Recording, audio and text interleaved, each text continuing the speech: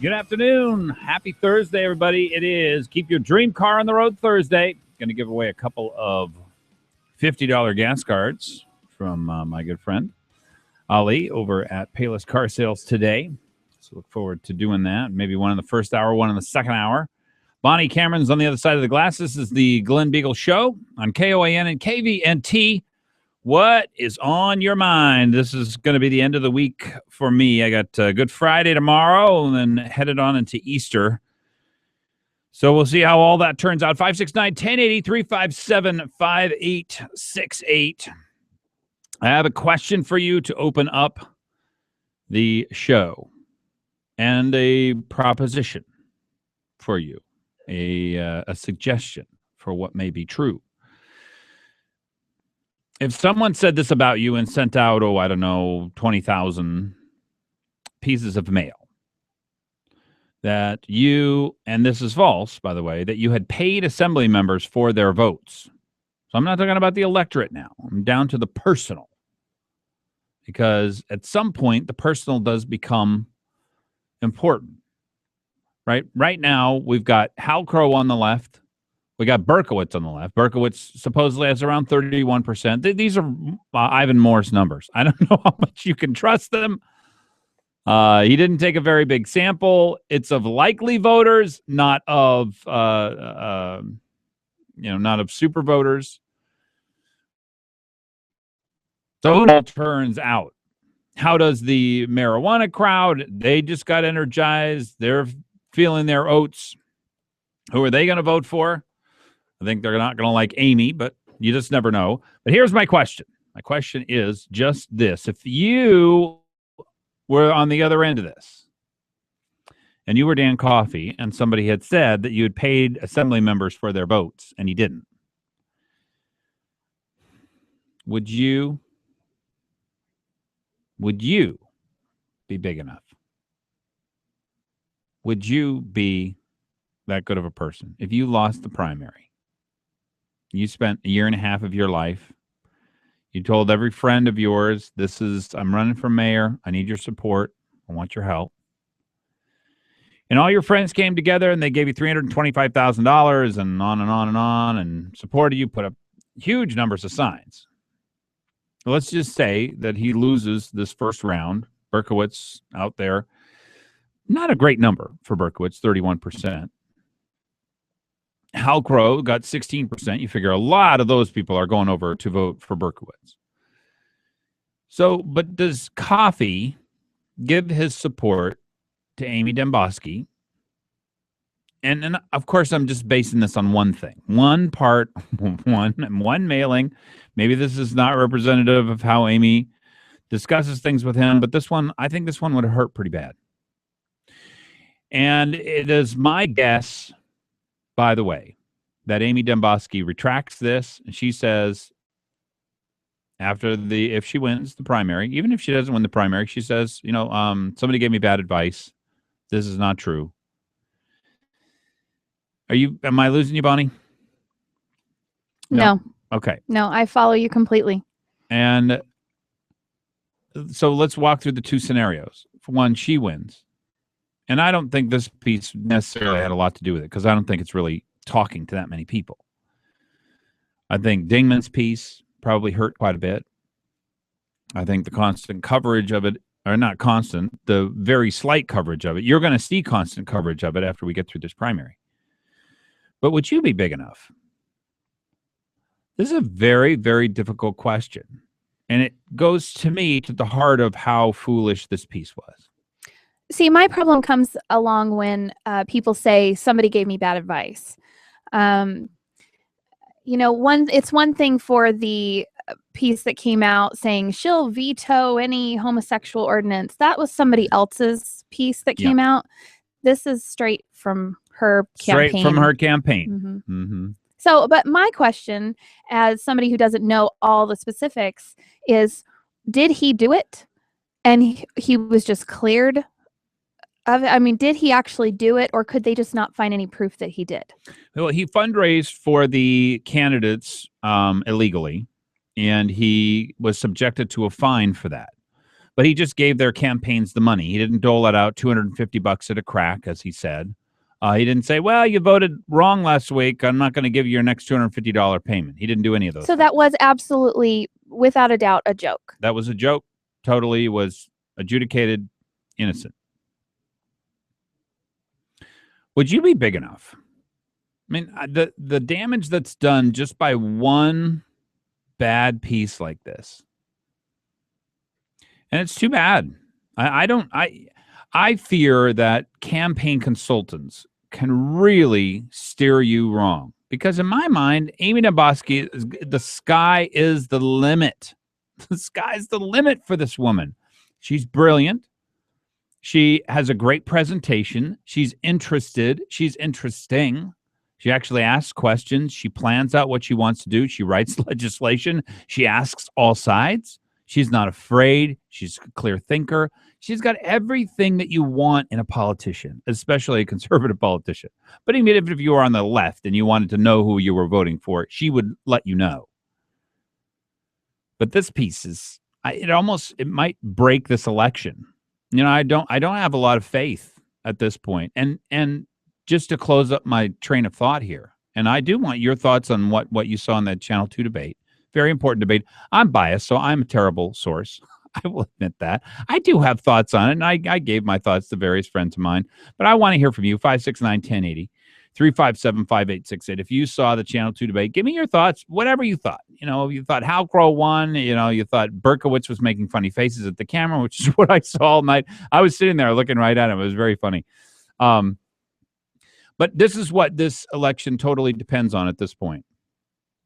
I don't know that Dan Coffey is going to get through this first round. And I think the entire election will essentially depend on how big of a man he is. This is, by the way, this might shock people. I think that he will say that was a piece from our consultants. Amy's talked to me about it, and I don't think that represents what she really thinks. And I think that he will support her. You may be surprised at hearing that, by the way. Give me a call, 569-1080, 357-5868, The Glen Biegel Show on KOAN and KVNT. Happy Thursday, everybody. Stay tuned.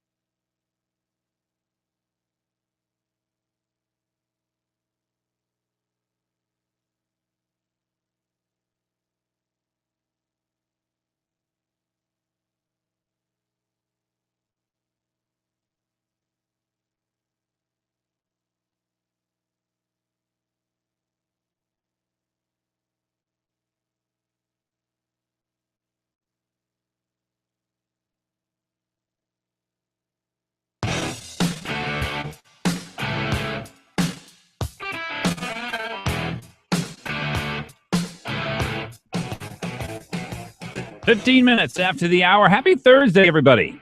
This is your drive home, and it's time to call in 569-1083-575-868. The hour sponsor for the Glen Biegel Show. It is Dr. Dan Kiley. If you are looking for some place to take your teeth, you just drop them off, get them all cleaned up. They'll hand them back to you. They'll be in pristine working order. Actually, I think you might have to leave a larger part of your body there for him to work on you. Yes, best-in-class services, a caring touch, and most importantly, a conservative dentist. 562-9209, Dr. Dan Kiley, LakeOtisDental.com, and 4050 Lake Otis Parkway. Make sure to, if you're looking for a dentist, if you know a friend is looking for a dentist, send them over Dr. Kiley's way. A great way for you to get back to health. So important to have your teeth healthy. Let me go to the phones here. I would love to hear from you. If you saw the Channel 2 debate, and I know most of you did, because most people watch this debate if you're interested in politics at all. I was there, and I have a dog in the fight, which means I'm a terrible person to give you my opinion. I'm not even going to give it to you. It's totally useless. It's absolutely useless. I do have some thoughts on it, but I want to hear yours. 569-1080, 357-5868. Todd, welcome to the Glen Biegel Show. Happy Thursday. Yeah, happy Monday, Thursday, Glenn. Oh, no. What happened? Well, it's Monday, Thursday today, and then it's Easter. So yeah, that's right. Holy Thursday today. Yeah. First of all, I have to say that I won some wings from Wings and Things. Oh, now did you get the hots with extra sauce? Okay, so I got the hots because I wanted to make sure that other people could try them. Uh-huh. They were outstanding, but I think I would go with the extra hot next time. Okay. So, well, make sure you get them saucy. That's very, very important. Yeah. You get hot and extra saucy, extra hot and extra saucy too. Either way. But yeah, good wings though, huh? Oh, yeah. Very good. And then I also wanted to say, and this is an unpaid advertisement, of course, okay, that I have a 16-year-old who's going to be driving soon, and I'm going to need another vehicle. I am very much considering going and seeing Ali at Payless. If you go down there, I will go with you in your car because I love riding cars, and so I would love to do that. You just have to let me know when your 16-year-old is going to be down there, or you're going to be down there, and I'll go with you. Well, you have to understand the 16-year-old is getting the van that has 205,000 miles on it. Very wise man, like an economic genius you are.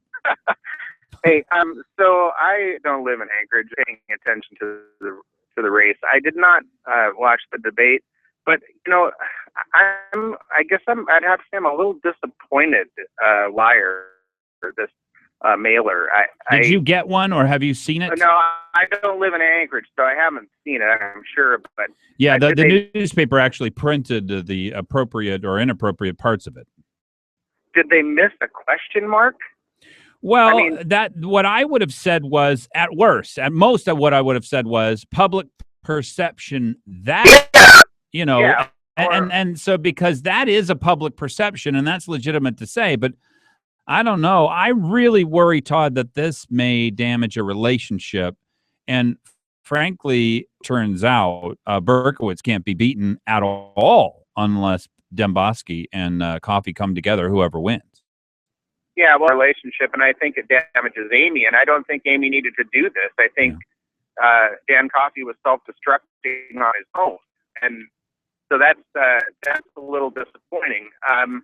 I guess, I was listening to another radio station this morning, sorry, but, someone called a former chairman of the Republican Party. Oh, Randy Friedrich. Yeah. Okay. I didn't want to say his name. Why? It's a bad word in my mouth. I know, Randy. You know what? He is total establishment, and yes, he pushes a lot of buttons, and he's played a lot of unfair tricks, even on people who I know who've run. So I've had a lot of runs. I tried to actually get him removed his chair from the floor, but all's fair in love and war. I guess that's my point, is that he's total establishment. Mm-hmm. And I think, I hope this isn't true, but I wonder if Dan Coffey is closer to Ethan Berkowitz than he is to Amy on the political I don't spectrum. think so. No, not with unions, not with environmentalists, not with the sexual confusion lobby, Now, the one place where you might say, well, I do wonder, trial lawyers, because that's the four-headed monster that is the Democrat Party. Yeah. And I don't know about trial lawyers, but certainly in the other three, I don't consider them to be on their side on those issues. Well, that's good to hear, but I'm just thinking of like Mitch McConnell is closer to Harry Reid than Ted Cruz. Well, through the process, right? By knowing how to manage the process and basically playing to lose. Well, I don't know that Coffey's that way. He's a pretty strong personality. I've been in the room with him, and he kind of knows what he wants to do.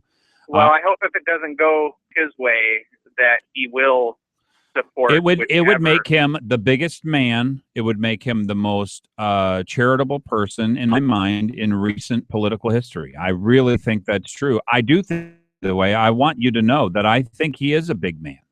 Yeah, I think it would also show that he really does care about Anchorage more than, And I think politics. he does. I got news for you. He does not want Berkowitz to be running this place. He's got a hockey team to try and save. Hey, Todd, I appreciate it. Let me go to Jim. Jim, welcome to... Oops.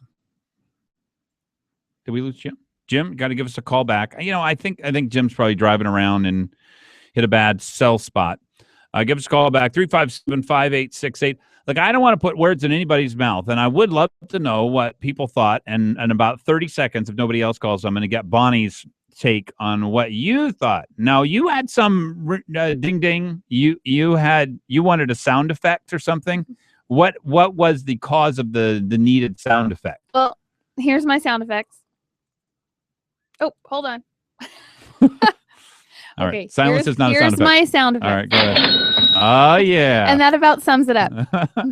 That's her engine. She was very, very clear, as she said, laser focused on the taxpayer. Well, I mean, Ethan would get up there and Andrew Halcrow would get up there and they would talk about their vision or, what and it was all more taxes. I mean, you could just sense they wanted more taxes. They want to keep the services that we've grown accustomed to. Ooh, actually, they want to create new services that we've never grown accustomed to as well. And some of it laughable, actually, just with the visions. It cracked me up. What did he say? Well, there at the end when he was talking about how he just envisions, millennials walking their dogs around downtown in an Anchorage. Electric city. Yes, electric. Electric. He said it that way. Electric. Yeah. Well, I think that both the crowd was heavily in favor of Berkowitz. There was a lot of people going to college there. I don't know how they know. I'm guessing that it's just a homosexual issue. I really don't know because they don't care that they're not going to get any jobs, that they don't understand that Berkowitz is going to kill off, he and his buddies in the environmental union, kill off thousands and thousands of jobs. They probably like that too. That not knowing that each one of these jobs that, we cut off, every time we cut off 100 jobs, it really cuts $100 out of your paycheck. So you have to be worried at some point that if we don't have enough jobs, you're not going to get paid well enough to stay here. And they may not care about that because I think those are moral issues for those guys. Well, and Ethan Berkowitz, their new morality. Yeah, he was also talking about homelessness and the inebriates and everything. And he said, "We have the money. We've got the money. I've got your money, and I'm taking it." Actually, he was talking about some federal grant that we had gotten money for, and we just needed to figure out how to spend it. But I'm so tired of the whole federal grant thing, as if it's not our money too. Well, it's all free. Yeah. That's what we know. That's right. Sorry, sarcasm. Should we have a sarcasm? We do. I need a sarcasm. Sarcasm sound effect. I didn't even want to tell you what I thought of it. I think at some point you get so biased, because you get history with people and you really can't think clearly. But I would be fascinated to know, did Hal Crow's moving about the stage, was that well done as far as the camera was concerned? Because there were really only about 200, 150 people, 200 people there, not many. I'm sure there were 15, 20,000 people who are watching this on television. So the television presentation, much, much, much more important than what was going on. I was wondering that too. I was sitting there going, "Oh, how does this look on?" Well, that's what I want to know too. And I do want to know this. I will reveal to you one little secret that I picked up on. I am going to be able to mimic Ethan Berkowitz should he become our mayor. Hopefully he does. He's going to make Begich. He even said that, look, sometimes we sign contracts for 10 and 15 years, and sometimes those are really good deals. He telegraphed that he could sign a contract for 15 years, and he wouldn't blink twice about it. Begich on steroids. On steroids, yes. And they even look alike. They do, kind of. It's a little creepy. Can I say that? No. Yeah, please do. It is a little creepy. They talk the same. Brothers from another mother. They have the same gestures. A lot of times they have the same look on their face. Their face is kind of blocky and, a little bit, I don't want to say pudgy. I don't know, kind of powerful looking. Yet exuding tolerance. Yes. That's what, that was one of the words that came out. Oh, there was buzzword bingo that went on right at the end. I wanted to stand up with my buzzword bingo card and say, bingo, I got them all. You nailed it. There was a lot of buzzwords. Yeah. Oh, yeah. No, they were hitting on all cylinders, as they say, the proper. Anyway, the one thing I did pick up was funny. Ethan Berkowitz has the funniest look on his face about 90% of this debate. And I promise you that if you go back and look, turn off the sound. The talking may actually drive you crazy. But when Halcrow passes in front of Berkowitz and then goes back the other direction and the camera is still on Berkowitz, you've got to look at that face. I'm telling you, I wanted a picture of it so bad. It was the funniest thing I've ever seen. He was a total caricature of himself. I mean, you could take that one thing and they are going to make, I bet you they are going to make a cartoon out of the very face he made. Was he annoyed? Was it an annoyed look? Or? Well, a lot of times what you're doing while you're not on stage is you're establishing, look, I'm the alpha. Oh. I'm in charge. And he might do 5 or 10 different things to establish you're the alpha male. You might look up at the ceiling. You might, wince a little bit and close your eyes just a little too much. You might flare your nostrils. You might do all different kinds of things. He had this look on his face like it was making total fun. It was merciless. He was making so much fun. Which is funny because they're not that much different. I know, but he doesn't. He knows he's got the Halcrow beat 100% of the time, so he's got no worries there. Actually, I wonder about that. If Halcrow and Berkowitz got through the primary, who would win? 28 minutes after the hour. Glen Biegel Show. Stay tuned.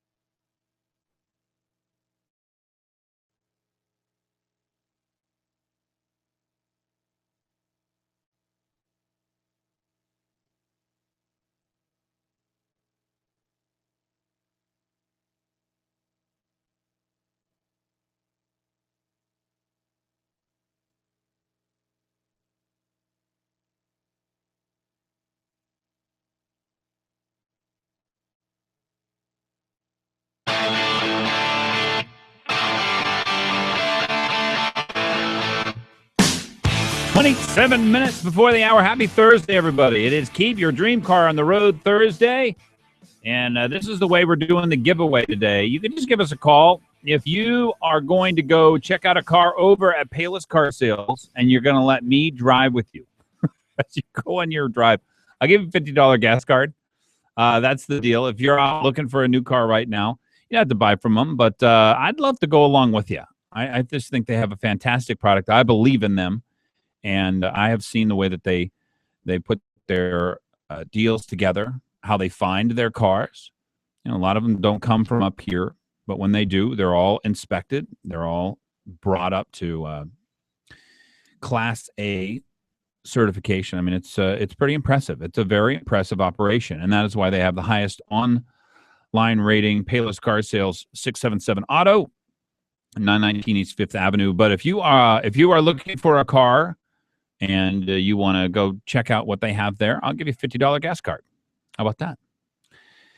Give us a call, 569-1080, or just give us a call. Tell us what you think of the Channel 2 debate. Yeah, it was pretty big. It's a pretty big deal. What happens on Channel 2 matters. Most people, and it isn't necessarily what's said, because 99% of people will remember maybe one or two things. Like they'll remember that Hal Crow said electric and that he enunciated things so that if you were close to him, you may have gotten your own glasses cracked. Electric. You will remember that. You'll remember that Berkowitz had a great closing statement and that Amy Demboski was very, very clear about who she's going to represent when she is mayor. I thought she did a great job of that. Coffee seemed a little uncomfortable to me. I would love to get your take on it, though. 569-1080, 357-5868. Have you seen the video of the Bethel police officer slamming the man on the ground? So a drunk guy, a police officer comes up. This is what I understand went down from there on, and I want your take on it. The drunk guy who can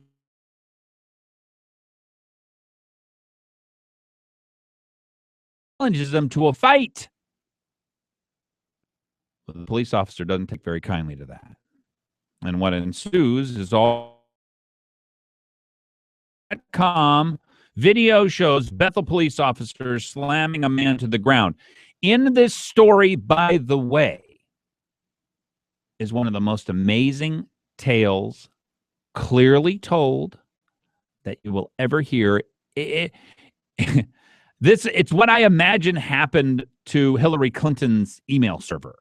It's what I imagine happened to all the different email servers that Lois Lerner was tied to. It's what I imagine happened whenever they want to cover up what they don't want out there. They deleted the video off the hard drive. The police. The guy turned the video over from the commercial company, which is a store out in Bush, Alaska, out in Bethel. The police requested it. They gave them this hard drive with the video on it. The video was deleted off the hard drive when they got it back. The police, because it had already been requested, the police didn't delete it off very well because they were able to recover it. The police literally deleted a video of this beating that this drunk guy who threatened a police officer. And then, basically anytime a police officer wants to, they can essentially establish that you were resisting arrest. Because if they pound you hard enough, you were resisting arrest. Anyway, I don't really have a problem, by the way, and I would love to get your take on it. 569-1080, 357-5868. So the police officer gets into a scuffle with this guy. He slams him on the ground. He's grabbing his arms and putting them behind him. He keeps picking him up and slamming him on the ground. He does that like 5 or 6 times. The guy's obviously much smaller than the policeman, and the policeman's pretty amped up at this point. And so I think they want to charge the policeman. I don't know that I like charging the policeman with anything. If this guy threatened him, here's a real difficulty, and I know people have such a hard time understanding this, especially if you're on the left. If you're on the wrong side of the law, the police have leeway, in my mind, how they're going to deal with you. A police officer, if you've gone all the way to the point where you wag your finger at a police officer and then threaten him, want to fight him, and he takes you and shoves you on the ground, guess what? You got just what you were asking for, you little rat. You make me sick. You make me sick, not this police officer. So I think there's lots, in my mind, there are lots of opportunities. The police officer didn't kill him, didn't permanently damage the guy. But I don't like it when people threaten police officers. That makes me very, very angry. So I want to know what you're thinking. Did he physically assault the police officer first, or was it just a finger wagging in his face? That's off the screen. I don't think he ever hit the police officer, but he did challenge him to a fight, which is a threat. I don't like that. Now, I don't like police officers taking batons out and whacking the crud out of somebody. So I wouldn't charge the police officer with anything, but I do want to know who deleted this file. I think police officers are trained to take more than that, though. Yeah. I mean, they've got to have a little bit more patience than the next guy. Here's the sad reality of where our society is. These are people who never had a dad who enforced the rules. They never had a dad who came down on them and said, "You will not again." And that's what, unfortunately, the situation that these police are in now. To, with force, show you're not allowed. You don't have the right to wag your finger at me and say that you're going to assault me and get me into a fight. Because this is where society is. And I know that this is difficult to understand individual instance in which you see it. But you have to understand that our society is under assault by barbarians, and this guy is one of them. There is a sea of barbarians out there, and the police stand between us and between them. And if the police didn't overreact to this kind of stuff, I'll tell you what, the violence that would ensue in our society would overwhelm you. It's already overwhelming parts of the city. So this makes people really uncomfortable. The fact that this is where we are. Where we are is police overreact in situations where they are threatened by someone else. And they overreact, I think, for good reason, to teach people like this a lesson. Now you say, well, I don't want police to teach people a lesson. You know what? If you're threatening a police officer and want to fight him, yeah. But was he actually doing it? Was he actually coming towards him? Yeah, he was. So he was, because I haven't seen the video. Yeah, that part you can see, just barely. It's in the very, very upper left-hand corner of the screen, and it's really kind of hard to make out exactly what happened. So, yeah, the police officer is going to pick this guy up. The guy gets mouthy on him. Then the guy starts to get, basically, he starts to get his butt whipped. But was the police department then, whoever erased it? Now, were they thinking that was guilty? They were guilty? I don't think they wanted to address this in court. I think this is going to make the police very uncomfortable. I don't think this policeman is going to be charged with anything.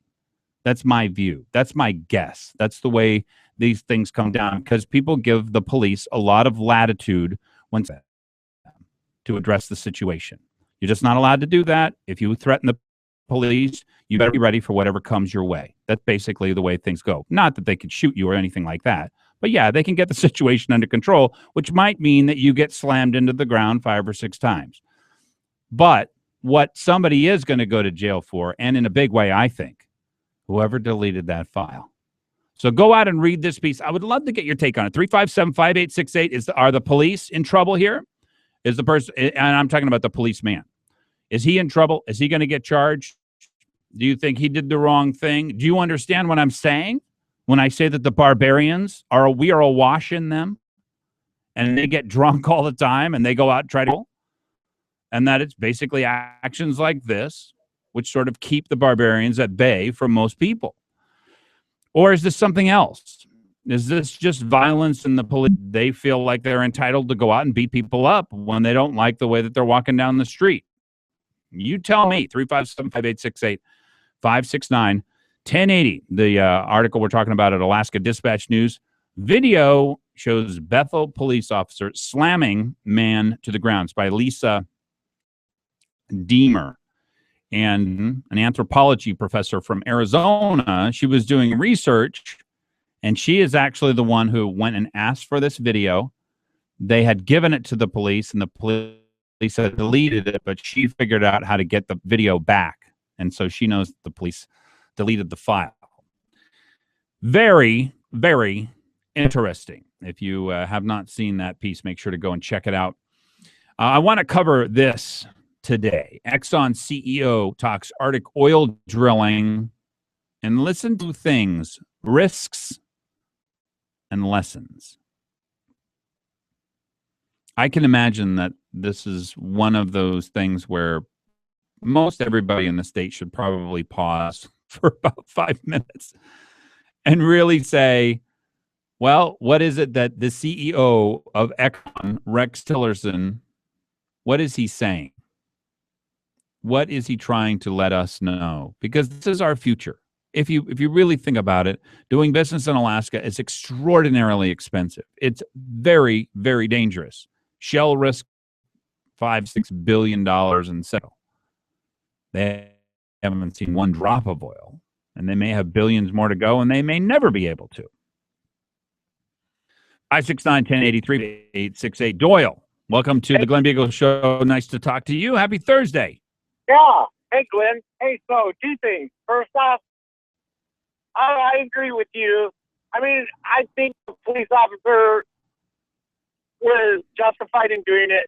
It shouldn't, they shouldn't have deleted the Well, video. let's separate those two things. The police officer who beat this guy, he did not delete anything. That happened inside the police station. But you're saying that you think the guy was justified. If you go threaten a police officer, say, I want to fight you, and you're wagging your finger in his face, you're going to get whatever comes to you unless, basically he starts beating with a baton.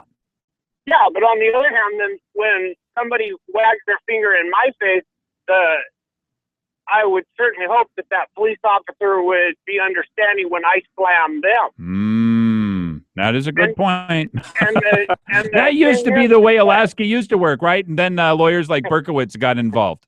Yeah, and my other point is, the reason the police have a bad name is because they're no longer, I'm a law-abiding citizen, I'm willing to give a police officer the benefit of the doubt 9 times out of 10. Mm-hmm.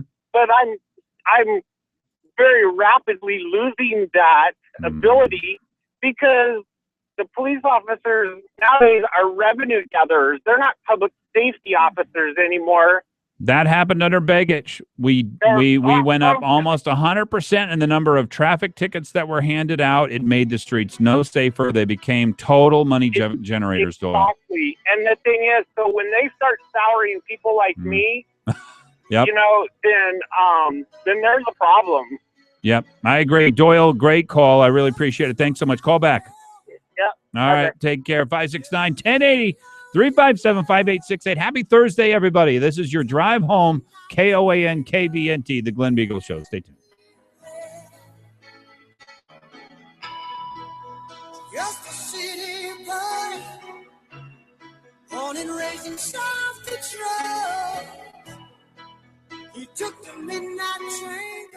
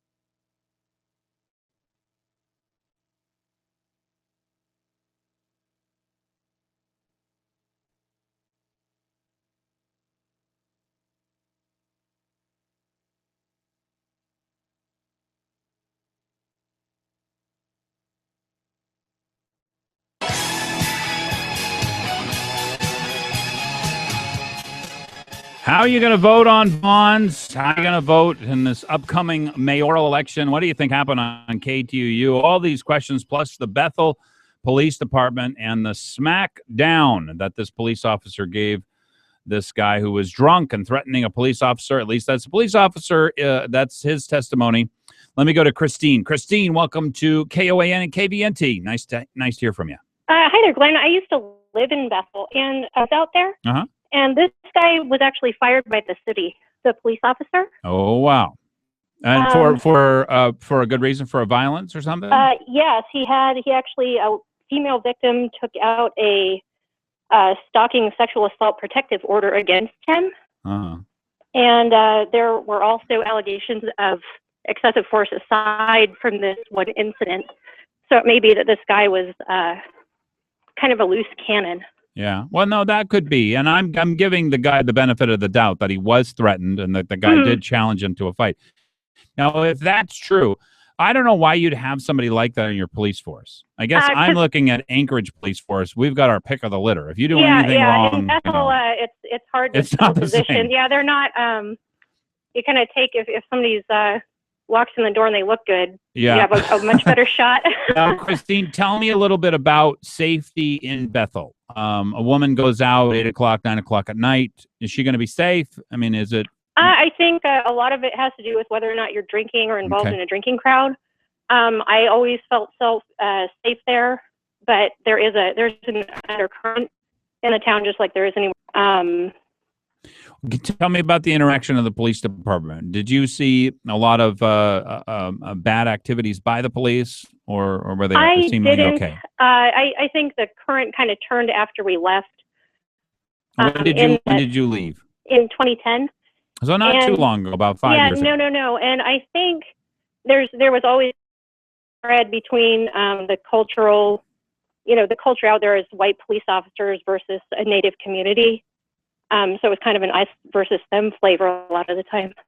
Well, this isn't going to help that for sure. Have you seen this video? I have. Okay. What did you think? Walk me through a little bit of what you were looking at. Well, I guess to my eyes, it did look like the policeman was slamming him down. I saw some. He was definitely slamming him down. There's no question about that. 4 or 5 times. Yeah, getting his arms around him, slammed down. Got his arms around him, slammed down. The guy starts moving again, picks him up, slams him down again. Yeah, and I think it could be a case of maybe the policeman went into overdrive and it was just reactionary. It's hard to tell from a video store camera that's got only one angle and a part of the event, with no sound. Yeah, no, it is a little bit hard to make out because it's very far away. What's the second person who arrives on the scene? Is that another police officer? I wouldn't know. Okay.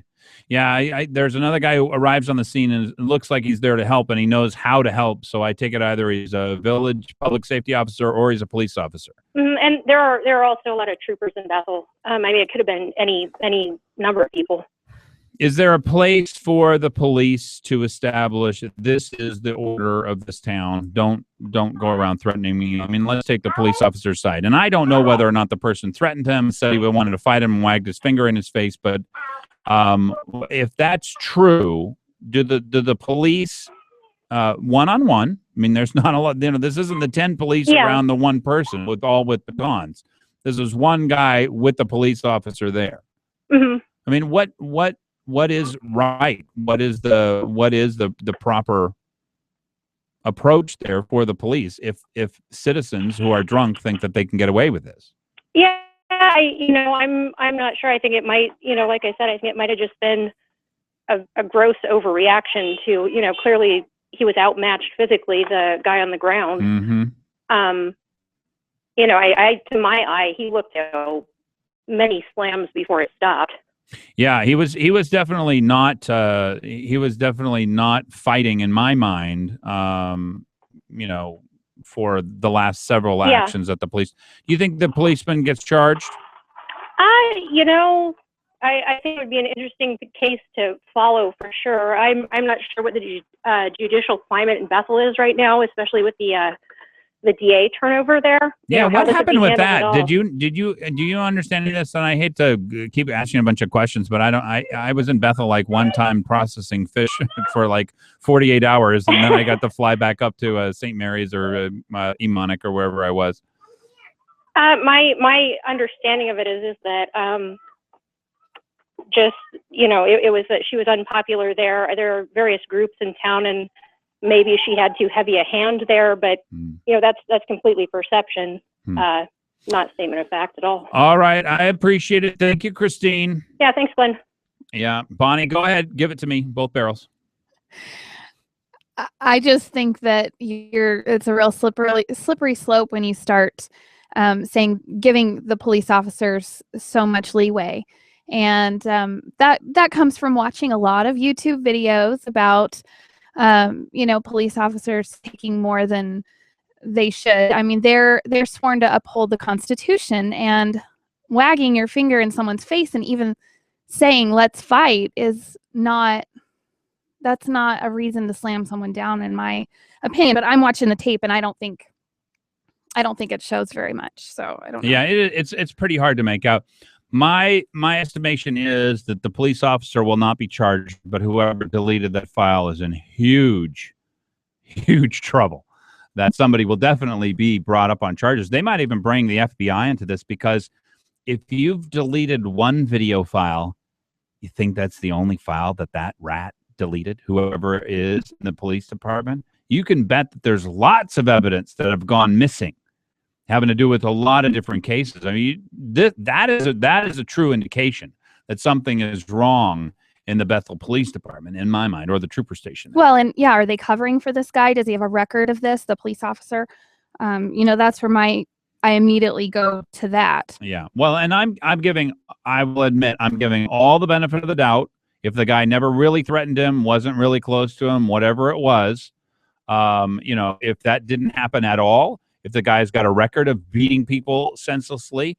But my position on this is, if you're going to start threatening policemen, you better be ready for what comes. They are constantly being threatened. There's constantly people saying, "Hey, you want to go at it? You want to go at it?" I mean, they have to rise above that, and they're trained to rise above that. Yes, they are. I don't think so, because that's going to put policemen in more and more danger, in my mind. Now, other people might say, well, no, actually, if the policemen react to that, that will put them in more danger.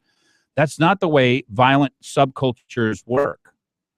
So you're thinking about this as you are a decent person and you want decent people to do the right thing. These are people who are on drugs, who are beating their girlfriends all the time, who are beating their children all the time, who are violent, vile, awful, horrible people, and they only understand one law, and that is the guy who's got the might. That's who you listen to. And so I understand that that's the way these subcultures are. It's not a pretty sight. It's not a nice thing. But these policemen, in my mind, have accurately understood, if we don't establish order here, they're going to start shooting us all the time. And that's where I go with this. These policemen are between these barbarians, which is what this guy is, walking around. I'm taking the policeman's side, admittedly.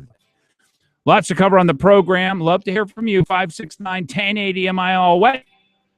What did you think of the debate on KTUU? And we're going to have a teacher on who's in the midst of a very life-changing decision that I want him to help explain to us, because I think it might be a sense of things to come. The Glen Biegel Show, 2 minutes before the hour. Happy Thursday, everybody. Stay tuned.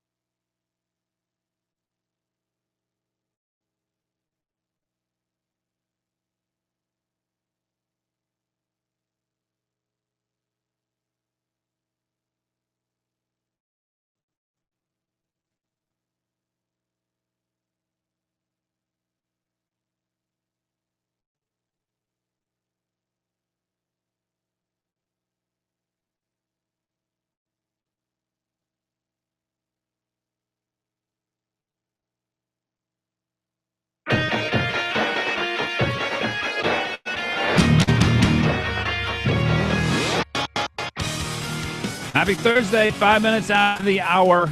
Our sponsor for the Glen Biegel Show is A&A The Shop. It is Alaska's premier independent Subaru service center, and you can get just anything done there, but it's got to be done on your Subaru. 6 out of the last 12 years, the best shop in Anchorage. Of course, they have the best warranty in the business, 36-month, 36,000-mile warranty for both parts and labor. A&A The Shop, 562-3996, 2096 out in Eagle River. 2 locations to serve you. And they sponsor this hour of the program. In the studio with me, Smith, who is pondering a life change. And it sounds like you're not alone. It sounds like this is something, unfortunately, that a lot of teachers, I guess, are going to have to face. Welcome to the Glen Biegel Show. Thanks for coming on. Thank you very much, Glenn. Pleasure to be here. Tell me about the calling of teaching. How did it come to you, and what did you get the most out of? You're a teacher in the Anchorage School District, or? I am a teacher in the Anchorage School District. I teach at Birchwood ABC out in Eagle River. I've been in the district now 27 years. Now, Birchwood ABC, is that half and half, half neighborhood school and half area-wide schools in ABC or a modified ABC curriculum? Yes, that is true. Okay, so back to basics, very high-performing school. It is one of the high-performing schools. Eagle River has a lot of them. We just happen to be one of them. Very proud to work there. I have been proud to work there all this time. It's a great place, and it's a good school. Very pleased. One of the things that differentiates ABC schools, if people don't know, and there are hundreds and hundreds of people waiting to get into ABC schools all across the district, there are very few of them. I think there are 3 elementary schools that are ABC, Correct. And then there's one K-12 that's kind of modified ABC. Polaris, considered a modified ABC program. I'm not sure about that. Because I don't know, that might be an overstatement, but that was kind of my understanding, that they were very much back to basics, citizenship training. I mean, a good history, a solid, very solid program, solid students, and great performance. For people out there, one of the cautions I always give people, and one of the things you'll always hear me say, not all of our public schools are performing badly. Correct. Some of them are performing very well, including the one that you're in. We have a lot of schools that are performing very well. Mm-hmm. Unfortunately, we're going to be losing teachers over the next few years. We have an older group of teachers who are retiring. I happen to be one of them, but a lot of things that are pushing teachers out right now is the fact that we have this new curriculum that's coming in, has adopted the Common Core. We have Danielson, which is an evaluation system. It's quite different than what we've been done before with. So a lot of these kind of new things that are coming in that people are looking at and going, if I can go, I'm going to go. This is the time. And I have colleagues within my building. I have colleagues outside of my building that are looking at now being the time to go before things get too complicated with this new curriculum, the new evaluation system. Most of the time when the government does this is the way things used to be. When the government did stuff, it sounded really ridiculous. It sounded horrible, but usually you could work around it. I would agree. That doesn't sound, they've changed the tests. Yes. They are telling teachers exactly what they have to teach, in many cases, how they have to teach it. Exactly. You know, the math program and things like that. ABC programs used to be exempt from the curriculum requirements of the Anchorage School District. What is Common Core doing for that? We are still exempt. We have not changed our curriculum within our building, and that is due that we're an alternative school. What we have taken on is an evaluation system, which is what we were talking about there. But we will also be doing the AMP testing, which has started this week, which is another concern. But within our building, we teach Saxon math, a very good math program. Oh, yes. I teach it at home. Oh, there you go. Mm-hmm. So when this first came out 2 years ago, when we were first being told we were bringing in Common Core, I had never heard of this before. It was all new to most of us. How long ago? 2 years? This was, it would have been a year ago this last fall. And I'm Yep. talking here with Rick Smith, teacher in one of the schools here, one of the local schools for the Anchorage School District. We're talking about a life change that he's making due to Common Core to try and figure out, you know, is this something that I can handle molding my life around. And it sounds like you're starting to make the decision that this is really not something that you want to do. I have turned my paperwork in. I'm done. I have 37 working days left, and it was a big decision. I could have waited till 30. I happen to have a business on the side that I'm building, so that gives me an out as well. So it was easier for me. But I have a lot of colleagues that don't have that. So they're looking at some serious life change for them. Why don't I read a statistic, and this was several years ago, but my guess is the statistic hasn't changed much. It was on the National Education Association website, and it was striking to me because I didn't understand why so many teachers, if they believed it this way, why they didn't do anything about it. And this was the statistic.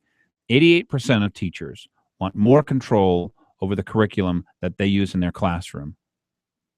I would agree with that.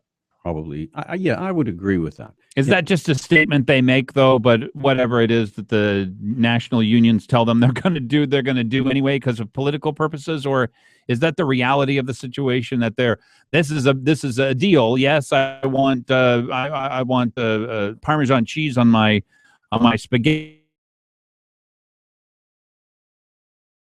Is that what it is, or is it a bigger deal than that? Is the control over the curriculum? Because I asked you a question when we just started, and I'm talking here again with Rick Smith. He's a teacher in one of the local Anchorage school districts.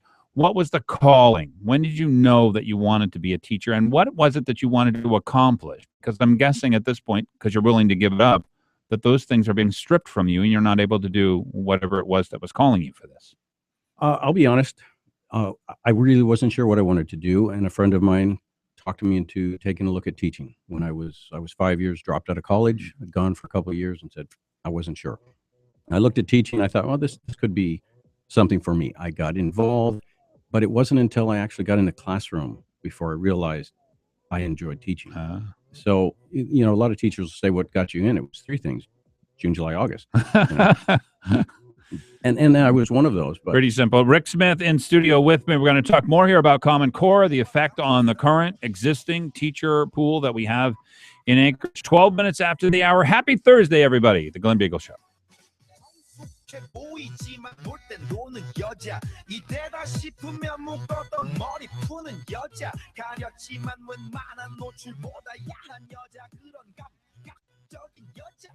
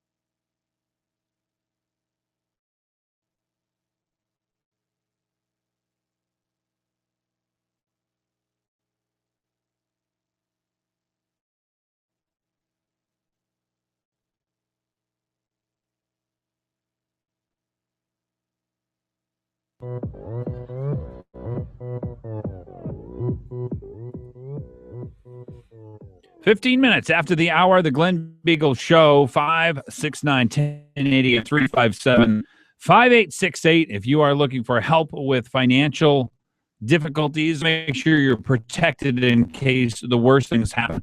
I call it success in this life and the next. This, your working life, and the next one, the one you're retired in. Now, you have to plan for that, and you have to prepare for if anything bad happens in this part of your life. Country Financial can do just that. The best thing you can do, and really the only thing you can do to get all your questions answered, sit across the table from somebody who's an expert, somebody who does this for a living. Local Country Financial folks will walk you through your responsibilities and your dreams. 866-COUNTRY, countryfinancial.com, and country is spelled COUNTRY. In the studio with me, I've got Rick Smith, who is a teacher, and you're thinking of doing something, and it sounds like it's coming particularly from Common Core and maybe the bureaucracy or the administration intruding upon something which you were called to do, which is teach children. Yes, and that was well put. It's coming down from the headshed in the sense that their idea of how we should teach within our classrooms has changed and is going to change.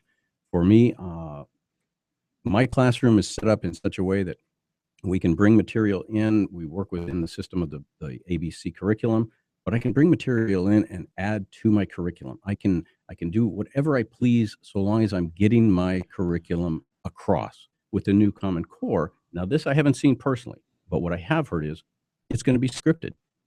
That takes away a lot of the individualism of a teacher, and I think the teacher makes the class. It can make or break the class. So you can have somebody who's going to be bored and stiff sitting in a classroom, or you can have somebody who's engaged, enthusiastic, and is learning. That depends on the teacher. Are you proud of your students? I'm very proud of all of my students, yes. Mm-hmm. High performers. They are. I would pit them against other sixth grade students. I teach sixth grade. I would pit them against other sixth grade students for decorum, behavior once in a while. I wouldn't. They're still in sixth grade. They're still sixth grade, but you know, I love them. They're just wonderful kids, and you know, it is the environment. Hard to leave. Yes, I have students who come back and visit with me that I've had years ago that will still stop in and say hi, and that's not going to happen anymore. Is this going to work? You obviously did not need Common Core. You were training your students well. You were above and beyond. You, if they would leave you alone, you would still give above and beyond service. It sounds like they want to script you down into whatever it is that they think this is as good as we see students performing. So just tell them this. I would agree that it is a downward trend. We're not for you raising students. Yes. So okay. in our school, in many schools, I think that's what we're going to be doing, is bringing the students down from the level that many of them find themselves. Why do people think that having a one-size-fits-all, let's strip all of the brilliance of these teachers out of the classroom? Why do they think that will work? I mean, I honestly, this is my honest opinion. I don't think these people have taught a day in their life. I don't think they understand how individual every child is, every classroom, every situation, every teacher, and that's the brilliance. That's what you want to bring out. And that for some reason they've got this strange idea that no, we will homogenize everything. And if we homogenize everything, that's just going to make everything better. I don't get that at a very fundamental level because of you, because of your class. Well, if you know about the Common Core, where it came from, with the standards, and don't let anybody tell you that the standards are not driving the curriculum, and the curriculum is driving the tests. All of this is hand in hand. The standards were not written by educators.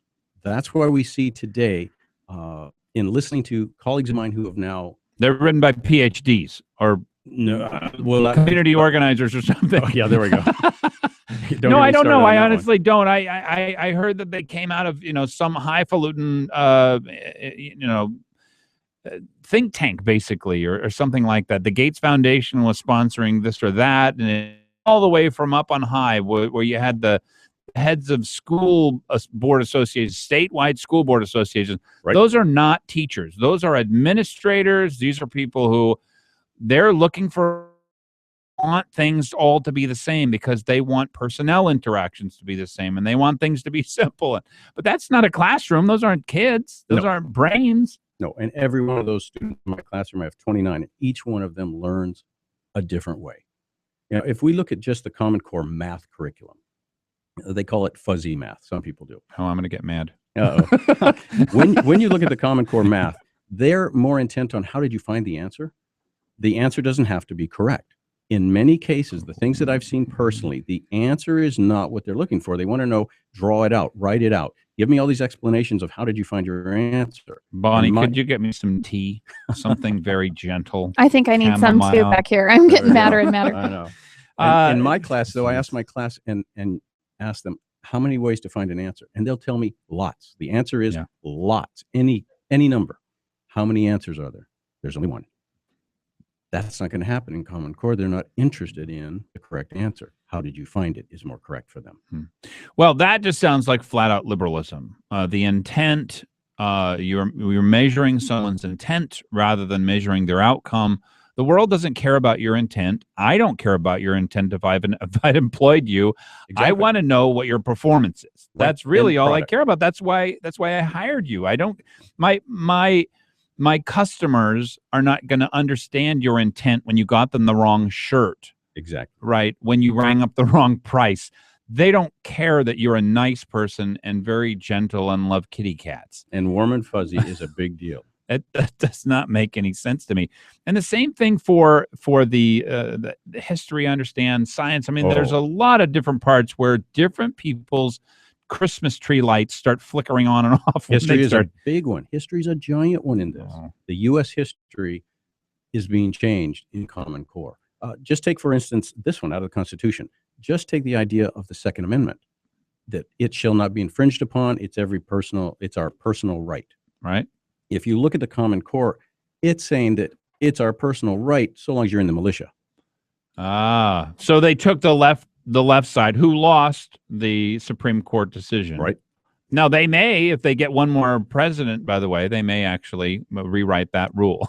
And that, for the first time, one of the 10 amendments in the Bill of Rights may actually go from being an individual right, our right to religion, speech, are all individual, not held in common, not held in concert. It's not a group's, are all individual rights. So for the first time, they may actually change a very fundamental understanding of the founders in our Constitution. I think we're seeing that. Well, Rick Smith, I think that the school system is going to be sad to see you go, and I have a feeling that many teachers, as they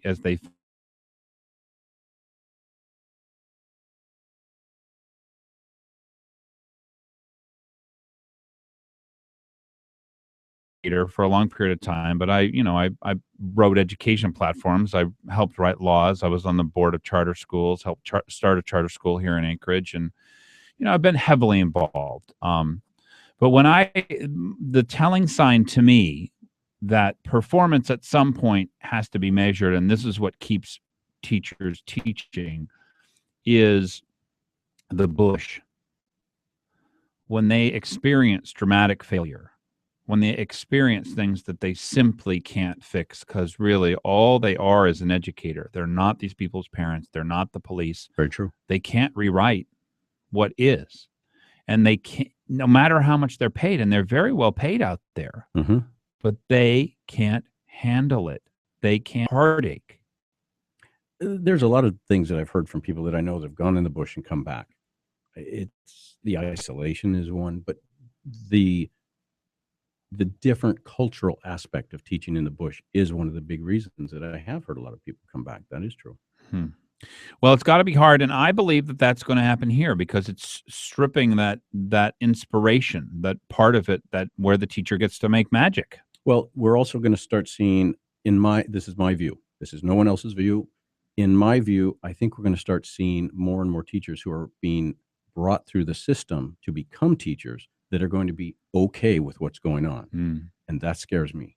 a lot. So that the system changes, and then it creates little subcommon core teachers, so that the teachers come in and that's all they've ever known. That's all they've ever known. They don't question their government. Yeah. Exactly. So What do they say? One generation away. I That's tell all you, it takes. it does not take very long to really change the way we educate, how we're educated, what we teach.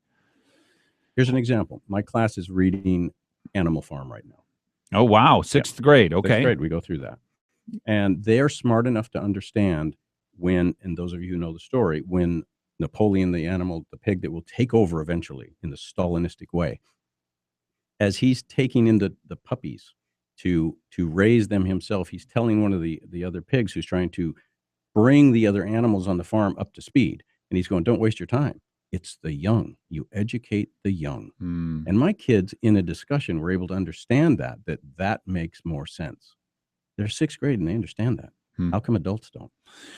Well, I imagine because they haven't gone through your class and haven't had the high standards that people have. If you're looking for a great program, still a great program, the ABC programs in the city of Anchorage, they're just absolutely top notch. I'm so impressed with you guys. But Common Core, as you say, you think that this is coming everywhere, that you will not be able to escape it, even private schools. Private schools, homeschool, it's going to be everywhere. But it's unconstitutional from day one. That's the problem that gets me, is the fact that we're not doing anything.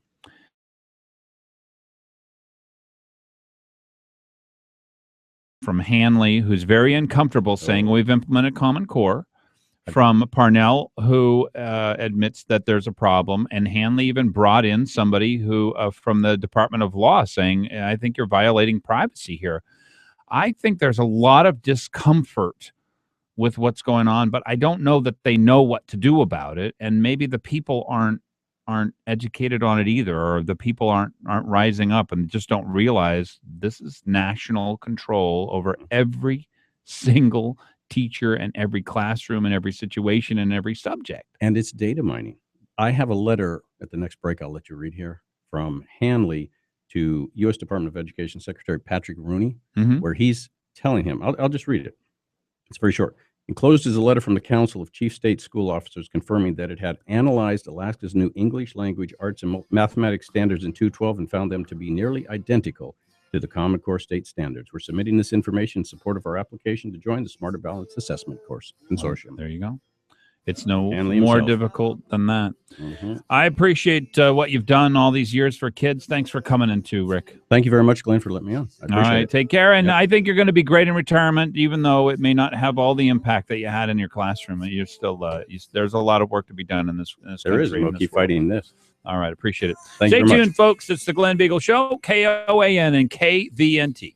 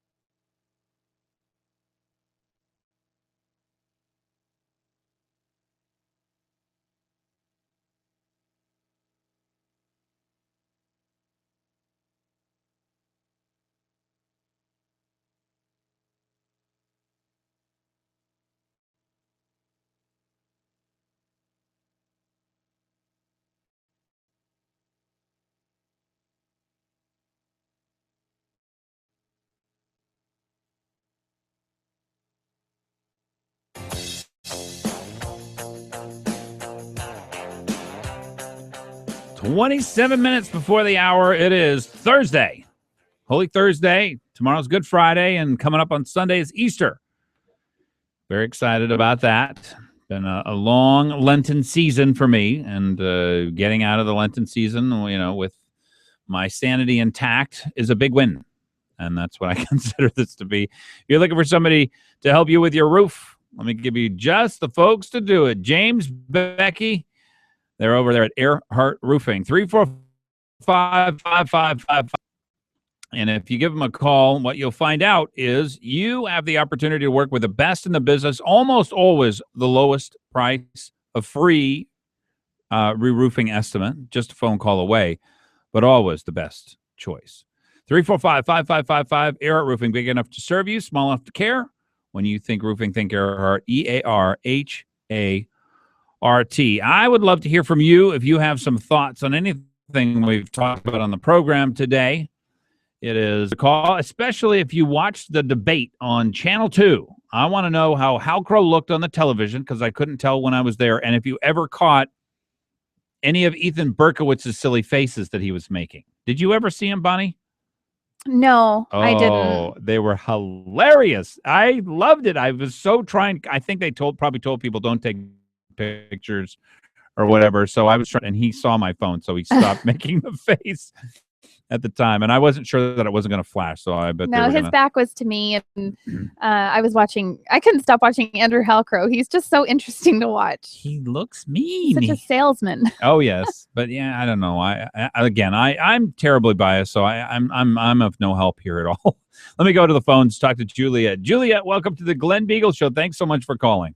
Oh, hi, Glenn. Hi. Thanks for taking my call. You bet. I'm not so sure my thoughts are very organized, but I was at that Common Core Symposium hosted by Laura Reinbold. On Saturday. Yes. Okay. And it was a full bingo hall. So I think there are a lot more people kind of cluing into it than we think. Oh, yeah. Yeah. No, this is starting to light some fires. I don't know why it's not lighting fires in the city of Anchorage, because they actually have fully implemented Common Core, the Anchorage School District.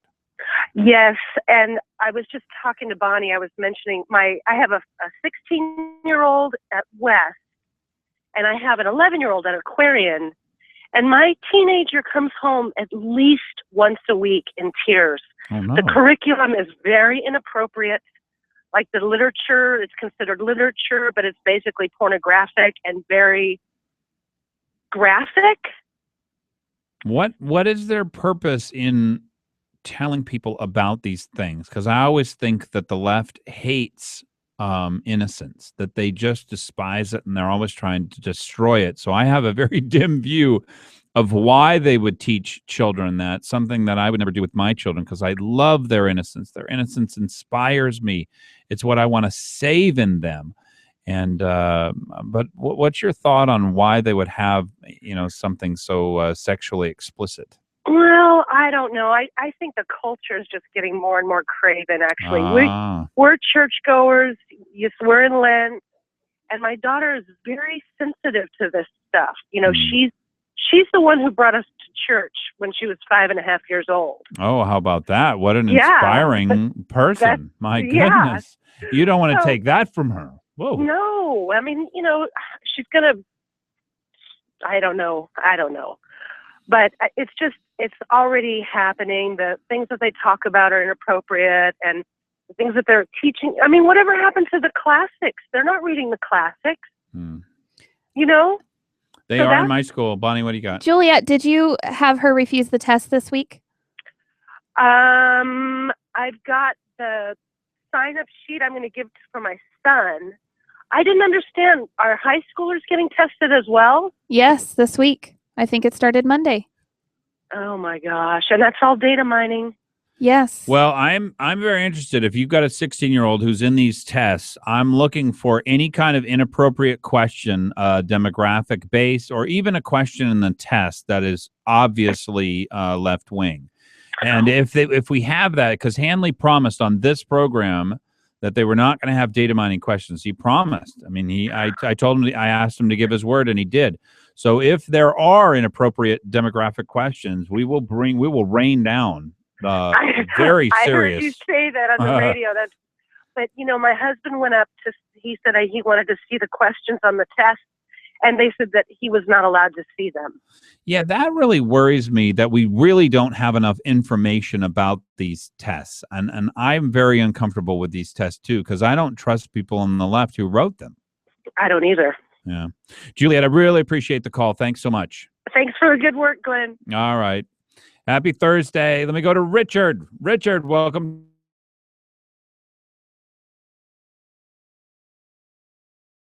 Insight from what I've heard from Dr. Bramo out here in the Valley. Yeah. Obviously Senator Dunleavy, he's on the bandwagon and trying to protect Alaskans from getting in trouble for not allowing their kids to take the test. Right. Yeah. For people who don't know, Dunleavy and Reinbold have both essentially established that the schools will do nothing if you say, I'm uncomfortable with this test. I don't know what's on it. I do not want my children to take it. That they have clarified with the administration that is your right. Yep. And that you can do that if anything in the test or anything about the test that's been reported makes you uncomfortable, it is your right as a parent, maybe even your duty, to say, I don't want my child to take the test. That's right. That's right. And, Dr. Bramo, she's well aware of where we are as far as education-wise goes, and as far as our teachers go. She's adapting a new strategy, a little bit new strategy that most of the teachers aren't used to, and that's kind of a mentorship program for the teachers when they come on board. But some of the things that she's implementing is to not have digital clocks in the schools. Because you had digital clocks. So at least you got to tell time with a right. analog clock. Right. I like what Dr. Paramo has done out there. She's very impressive to me. The most impressive thing she says, by the way, and this is a total telltale to me, she is not worried about competition from anybody, that she wants her schools to compete. So I just wish we had more of her, because here in Anchorage, they want their monopoly and they're not going to give it up. Unless there's no other way. Now, we may be forced to give up the public school monopoly because it's so expensive. Well, great call, Richard. Thanks. Hey, one more thing real quick. I want to make you guys aware of, and if you have time tomorrow, well, the MEA board is, they've got the elections going on. And I don't know if you're aware of what MEA is going through. There's a lot of things that are happening with MEA. Rates have gone skyrocketed over the past 10 years. Rates have gone up 70%. 70%. Wow. And that is stunning. The including plan is $100 million over budget right now as far as the build goes. And they're not even completely through with that now, yet. It would seem to me, and Richard Heller here is with the Matsu Business Alliance, and he, very well-known person out there.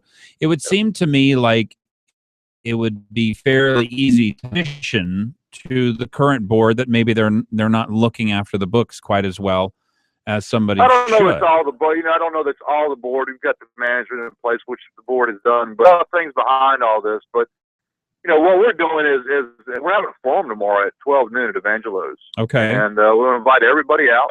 It's called BYOB, Bring Your Own Bill, and that way you can ask tough questions. It's going to be a town hall forum, and it is Evangelos at noon tomorrow. I might go out there just to eat. Because come on out, man. We'd love to have you out and be a part of what's going on. It's the thing about being in the co-ops and the limelight of what we have here in the state is, the game the technology fields here. You can go and you can dig through stuff. If you're not informed, it's not because the information's not there now. It's because you didn't do what you should do as a citizen.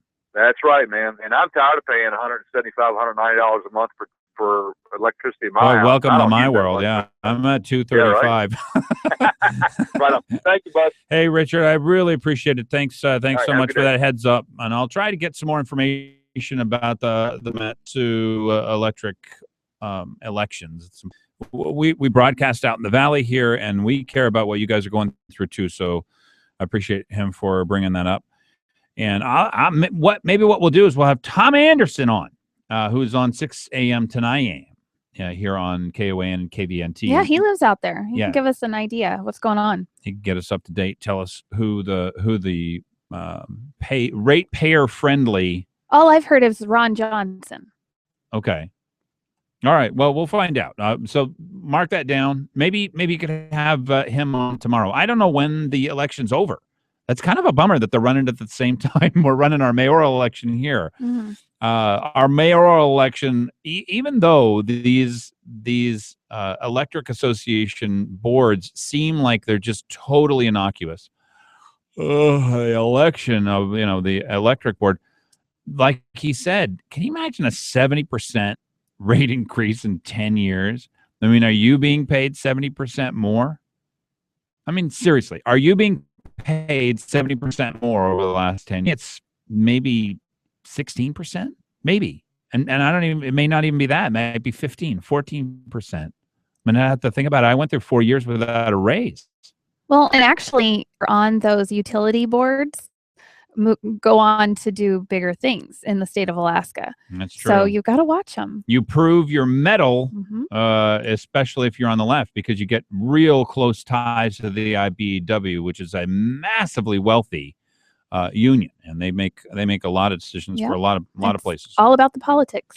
16 minutes before the hour, a few news items that caught my eye. Alaska and 14 other states urge the Supreme Court to uphold gay marriage bans. A lot of people have no idea why marriage is important at all. Totally lost on themselves. They've never seen a working marriage on television. They've never seen a dad who's worth his salt and takes his children aside and says, listen, kids, this is what life's all about. They don't understand how precious a woman is and that she can inspire a man to a life of labor and sacrifice, and that she's more than worth it. So most people have no idea, like marriage. What difference does marriage make? I'm going to quit saying gay marriage. Oh, what are you going to say? I'm going to say when two people of the same sex want to have a wedding ceremony. Okay. It's a mouthful, but I'm going to try to stop saying as if it's a thing. Okay. It's very difficult for me to sort of walk this line because I really honestly don't care what individual people do in their own private lives. That's up to them. Marriage, though, has huge impacts because these are not people who are going to have children. It's biologically impossible. I think 0.07% or 0.7% of homosexual couples have a child, and that's because they do, in vitro or whatever. It's just very, very rare. 60% of marriages have children. And it's the child aspect that I really care about. Stability, and they need a dad. That's why I want society to favor marriage, to make sure that it is the preeminent relationship, and why I think all Western civilizations have done so. Anyway, Alaska, 14 other states have asked the Supreme Court to uphold the ban on gay marriage, to hold the traditional definition of marriage. Boy, what would you do with this? Prosecution, defense, outline case in the double murder trial. Oh my gosh, I don't think I could sit in that courtroom. I literally do not think I could sit there. You couldn't pay me enough. Turns my stomach. 14 minutes before the hour. Glen Biegel Show, Steve. Because I'm gonna make this place your home.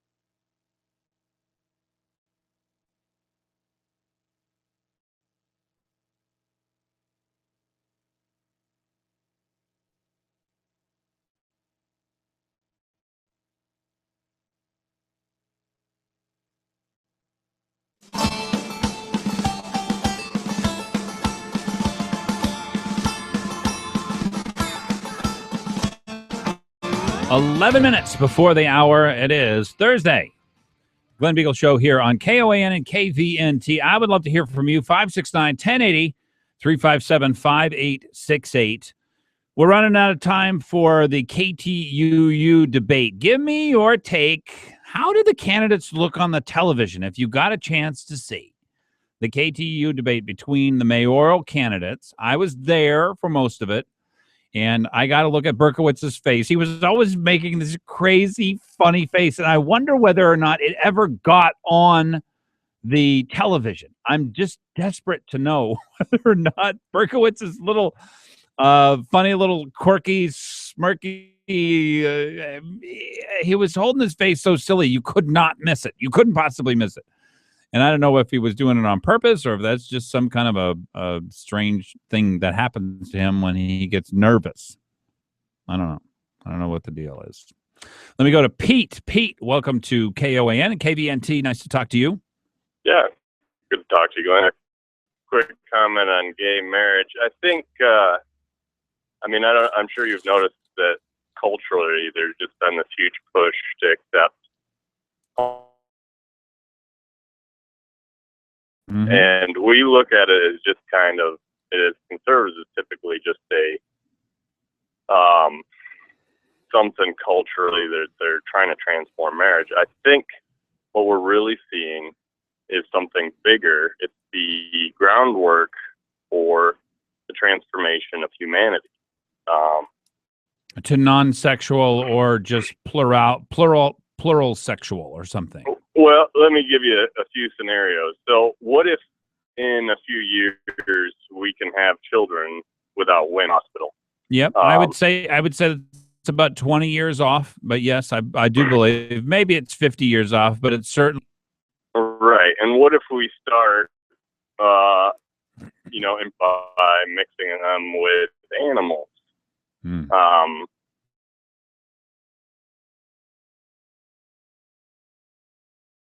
Whether or not they'll ever succeed, I think that's another question. We might just be out advanced by machines at some point. Right. So at that point, what does sexuality mean? What does sex mean, if anything? I mean, we've redefined our whole species. Well, so this has been going on for a while, by the way, Pete. Just the pill changed the relationship so that there wasn't that danger of having a child after you have sexual intercourse. So it changed marriage. It changed relationships between men and women. It changed what happens in college. I mean, it was a dramatic change to our culture as well. It's been going on for a while. I agree, and I know my principles would fall in the same line as yours. I think the nuclear family is very important to a society, and without it, it falls apart very quickly. But I think that is the groundwork we're looking at. Is they're planning on humanity, not just marriage, and it brings a little broader perspective about what is actually going on. Well, that may very well be. The first time, do you know what the pronoun, which is non-sexual, is? Have you ever heard it? He, right? That's the male sexual pronoun. There's she.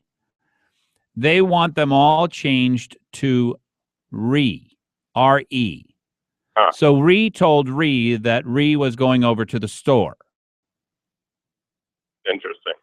And so and it fits very well into what you were saying. We're in this non-sexual, just a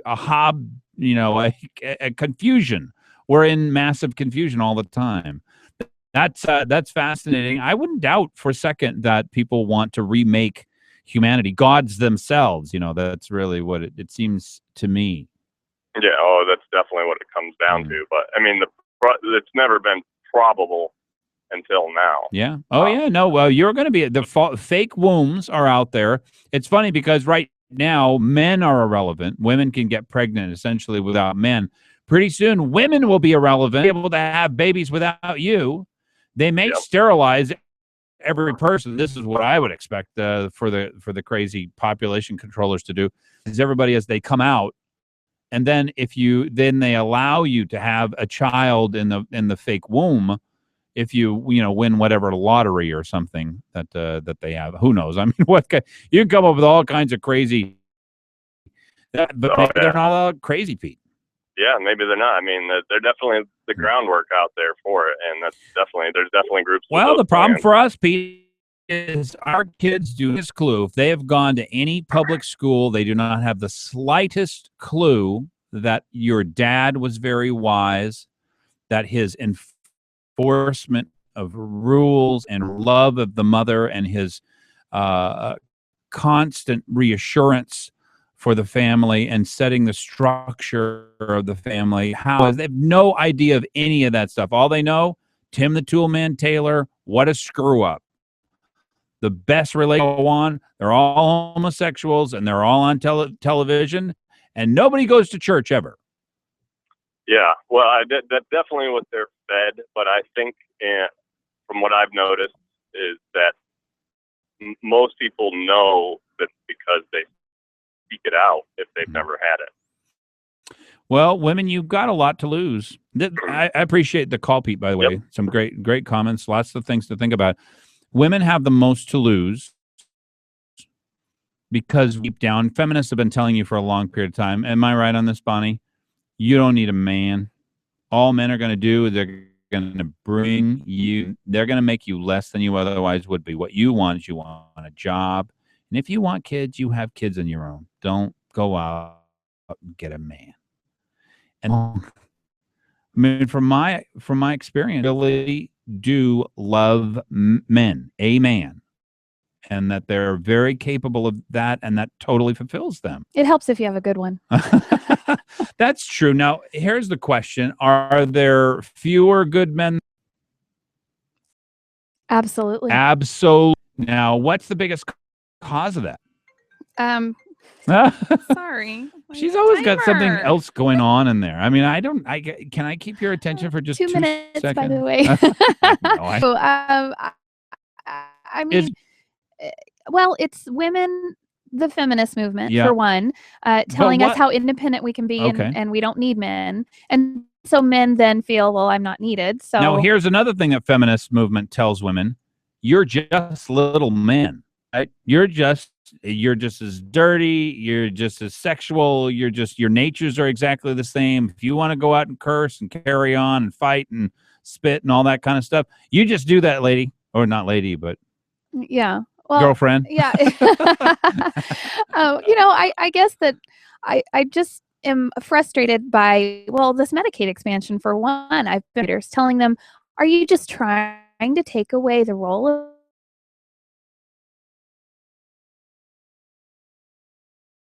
How dare you? I don't think most people who are in the legislature are just thinking, here's a person. Well, a man needs a job. They need something to do. They need somebody to protect, somebody to encircle with their arms and make sure they're protected. Here's someone who needs something. I can give it to them. Pat me on the back. We don't need you anymore. We got the food. We got the shelter. We got the health care. It's already taken care of. What the heck are you doing here still? Go out and corral. Folks, it's been a great pleasure to be with you. And tune in to Tom Anderson coming up on the morning here, 6 to 9 a.m. It is only Thursday, and 3 days from now, is it Friday, Saturday, Sunday? 3 days, it's Easter. God bless. Take care.